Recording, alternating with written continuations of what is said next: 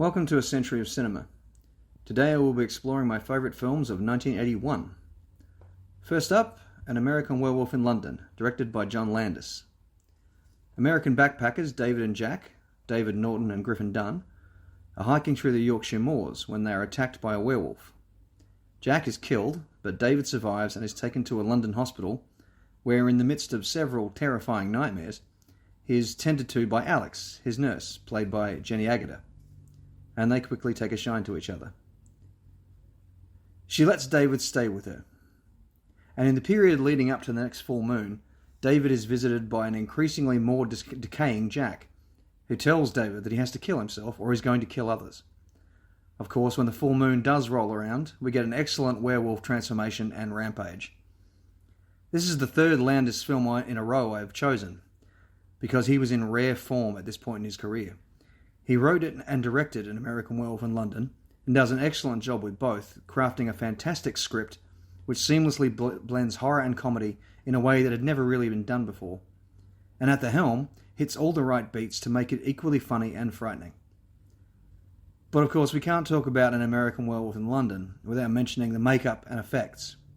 It won the very first ever makeup Oscar, due to Rick Baker's by now legendary work with the transformation sequence and the incredibly effective decomposing Jack.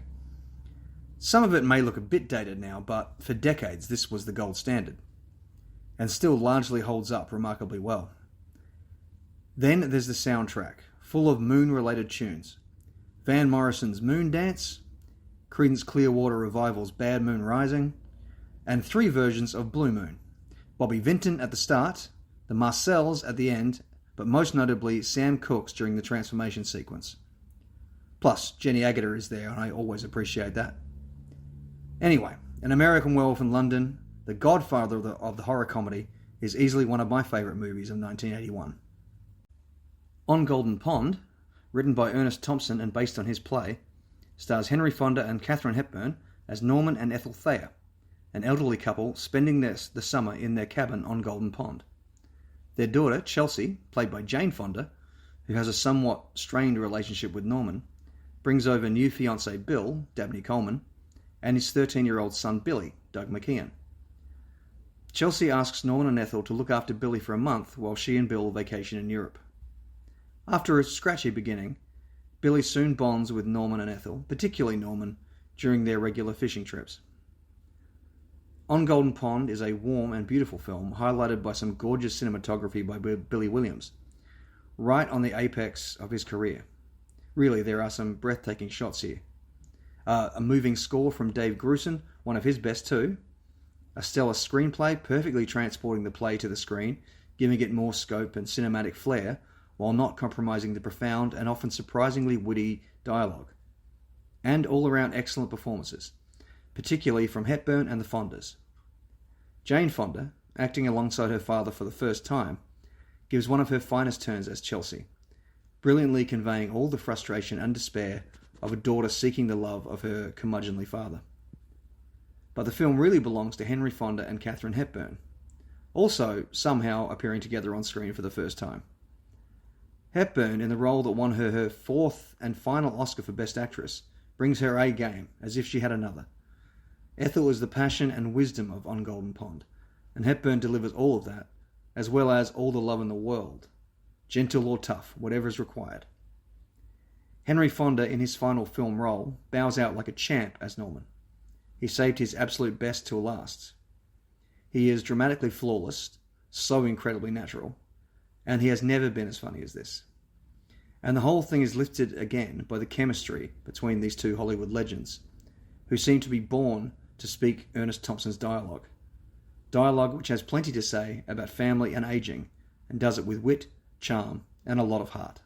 Why did you strain yourself? You know better. Oh, showing off. Trying to turn you on. Well, you succeeded. No need for you to try that sort of thing again. Good. On Golden Pond was nominated for 10 Oscars, including the Big Five, as well as for Jane Fonda, the cinematography, score, editing, and sound. It won for Ernest Thompson's adaptation, Katharine Hepburn and Henry Fonda winning his one and only Oscar for his exceptional swan song as Norman Thayer in On Golden Pond, and in this instance, the Academy and I are in full agreement. On Golden Pond is my choice for Best Adapted Screenplay, Best Actress, and Best Actor for 1981. Ivan Reitman's Stripes stars Bill Murray as John Winger, who in the space of a day loses his job and his girlfriend. He convinces his friend Russell, Harold Ramis, to join the army with him. John immediately gets on the wrong side of Drill Sergeant Holker, Warren Oates, and attempts to go AWOL. But he and Russell are picked up by two beautiful and understanding MPs, Stella and Louise, PJ Soles and Sean Young, who John and Russell begin relationships with.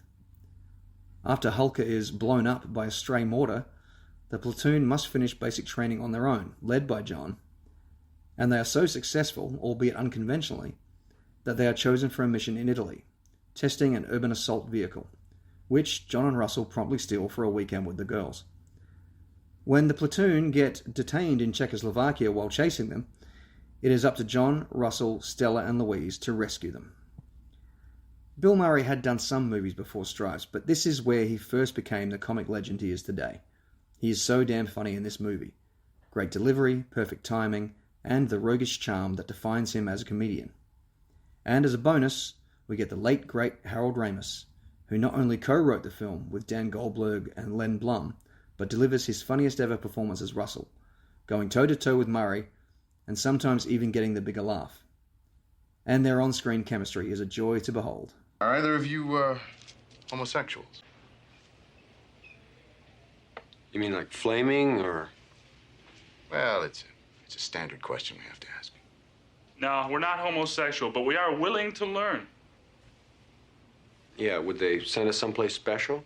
With a memorable Elmer Bernstein score, a very cool supporting cast that includes John Candy, John Larroquette, and Judge Reinhold, it is one of the funniest screenplays ever written, and a comic genius like Bill Murray in his prime, in my opinion, you have one of the best and the funniest movie of 1981. Finally, Peter Weir's Gallipoli. Written by David Williamson from a story by Weir, it stars Mark Lee as Archie Hamilton, a talented young runner from the country, and Mel Gibson as Frank Dunn, a city boy, virtually on a par with Archie as a sprinter. Archie informs his uncle and trainer, Jack, Bill Kerr, that he wants to enlist in the army to fight in World War I, despite the fact that he is only 17. At an athletics carnival, he and Frank, who is desperate for the prize money, face off in a sprint, with Archie victorious. But the two men become fast friends, and when Archie is rejected from enlisting, he and Frank set off to Perth to try again. Archie gets into the Light Horsemen, but Frank does not, due to his inability to ride a horse. He instead joins the infantry with his other friends, Billy, Barney, and Snow. While training in Egypt, Archie and Frank run into each other, and Archie convinces Major Barton, Bill Hunter, to let Frank join the Light Horsemen. When they arrive in Gallipoli, Barton approaches Archie to be a runner, but because Archie wants to fight, he suggests Frank. Then, the infamous slaughter of Australian soldiers at Gallipoli begins. I believe this is the greatest Australian film ever made. Practically everything about it is excellent. The score, by Brian May, not the one from Queen, is great, but the highlights are the excerpts from Jean-Michel Jarre's Oxygen, which positively electrify some key scenes. Terry Ryan and Wendy Stites' costumes are spot on in their authenticity, and cinematographer Russell Boyd matches and possibly even surpasses his beautiful work on Picnic and Hanging Rock.